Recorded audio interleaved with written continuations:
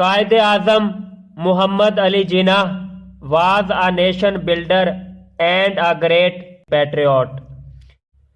قائد اعظم محمد علی جناح قوم کے معمار اور ایک عظیم محب الوطن تھے. He wanted to protect the values, culture and traditions of the Muslims of the subcontinent.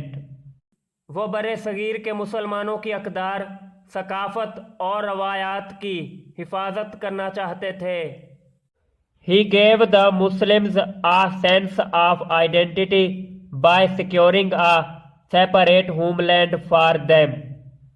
آپ نے ان کے لیے ایک علیحدہ وطن حاصل کر کے انہیں ایک احساس تشخص دلایا.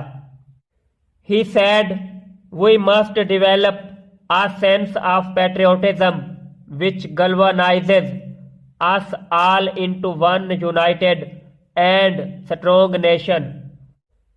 انہوں نے فرمایا، ہمیں حب الوطنی کا احساس پروان چڑھانا چاہیے جو ہم سب کو ایک متحد اور مضبوط قوم بننے کے لیے متحرک کر دے.